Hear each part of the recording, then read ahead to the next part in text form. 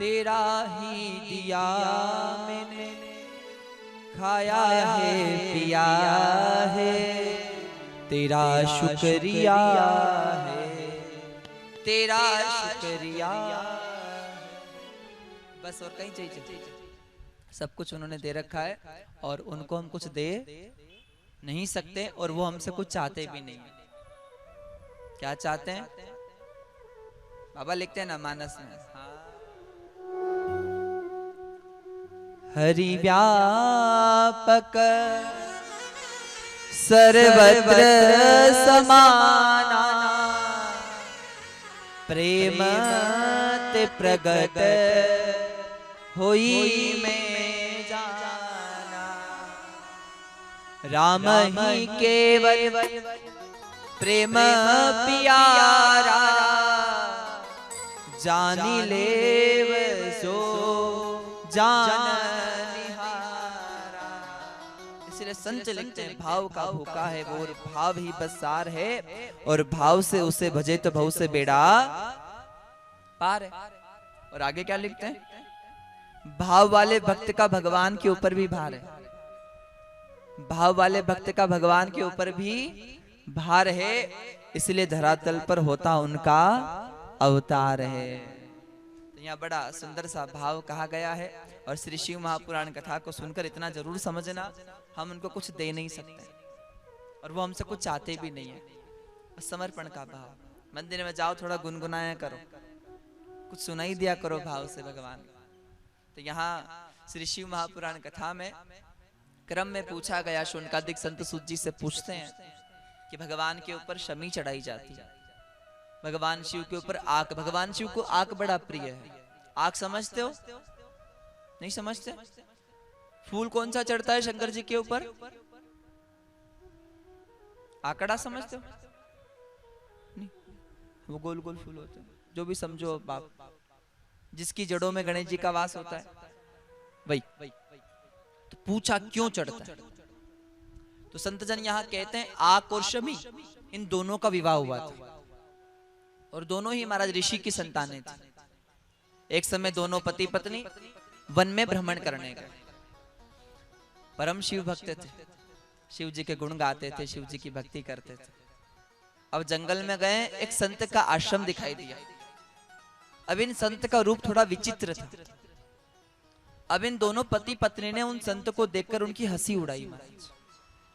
तो कुछ शायद पहले भी कहा था, भगवान अगर आपको काबिल बनाए ना तो ये भगवान की कृपा, पर जब आपके दिन अच्छे हो उस समय आप किसी की बुराई मत करो, किसी की निंदा मत करो और किसी की हंसी मत करो महाराज। अगर आपके दिन अच्छे हैं, आप किसी की सहायता नहीं कर सकते तो कोई बात नहीं, मत करो, पर आपको उनकी हंसी करने का कोई अधिकार नहीं है। और यहाँ शमी और मंदार जब वन में गए तो काग जी, इनका रूप महाराज अघोर गणेश स्वरूप था। इनके मुख पर सूंड लगी हुई है क्योंकि ये भगवान गणेश जी को खूब सेवा पूजा करते थे।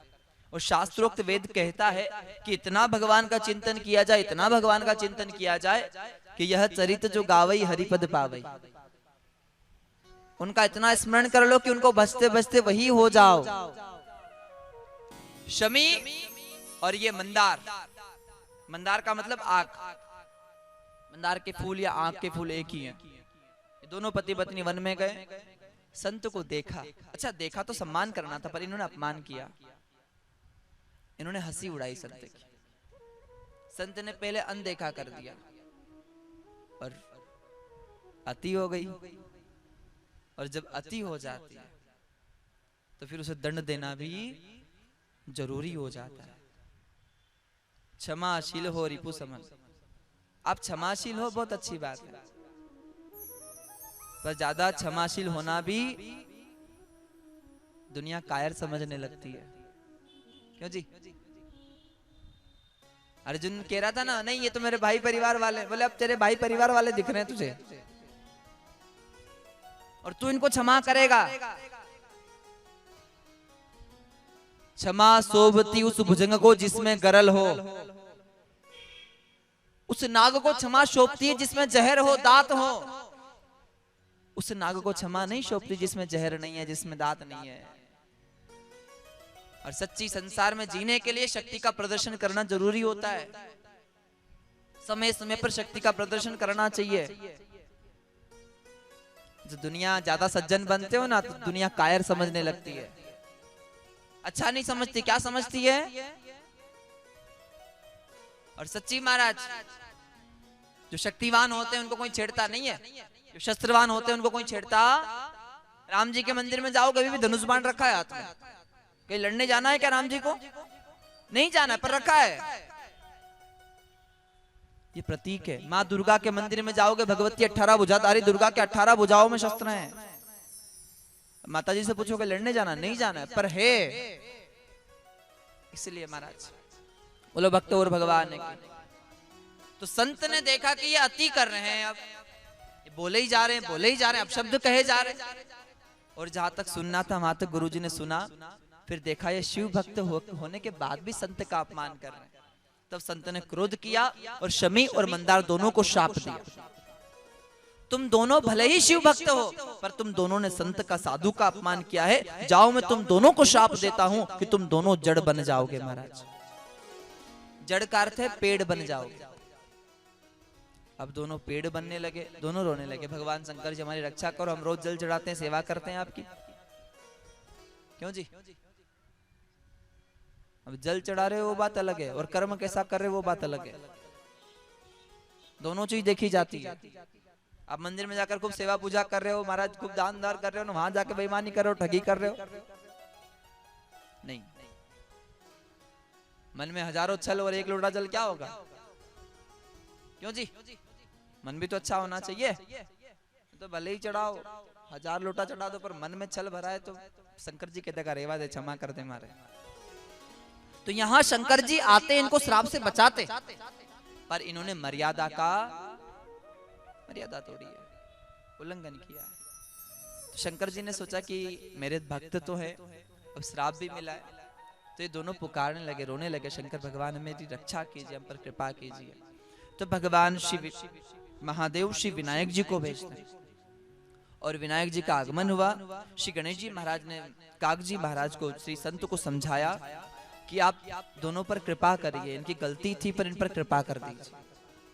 विनायक जी ने जब कहा तो संत क्षमा करते हैं कि चलो इनको जड़ तो बनना पड़ेगा, जो कह दिया सो होगा, पर फिर भी इनके ऊपर कृपा करता हूं। जो आंख है, जो मंदार है, इसके जो पुष्प होंगे शंकर जी को बड़े प्रिय होंगे।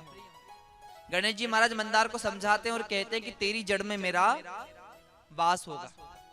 और मंदार का फूल चढ़ाने की बहुत बड़ी विशेषता है महाराज।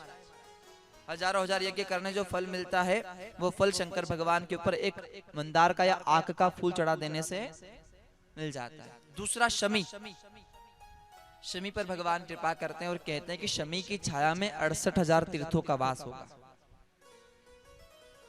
ऋषि ने श्राप दिया था, इतने कांटे होंगे, इतने कांटे होंगे, इतने कांटे होंगे तुझमें कि तेरे पत्तों को ही तेरे कांटे चुभेंगे। शमी के कांटे होते हैं। अब ऋषि कह रहे हैं कि कांटे तो होंगे। 1 करोड़ कन्यादान करने से जो फल मिलता है ना, कितना?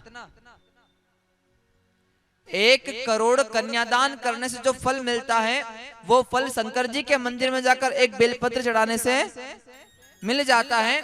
और 1000 बेलपत्र के पत्ते शंकर जी के ऊपर चढ़ाने से जो फल मिलता है, वो फल एक शमी का पत्ता चढ़ाने से मिल जाता है। महाराज इतनी बड़ी कृपा की गणेश जी भगवान, और तीर्थों का वास बताया है। फिर मंदार के ऊपर गुरुजी ने क्रोध करके कहा था कि तू इतना कड़वा होगा, इतना कड़वा होगा कि पशु भी तुझे स्वीकार नहीं करेंगे। और कल भी कहा था जिसको हर कोई स्वीकार नहीं करता उसको भोलेनाथ स्वीकार कर लेता है। और दूसरा एक ज्योतिष शास्त्र कहता है कि जैसे कहते हैं ना कन्याओं का विवाह नहीं होता है, तो उनके लिए कुंभ विवाह करना चाहिए। कुंभ विवाह।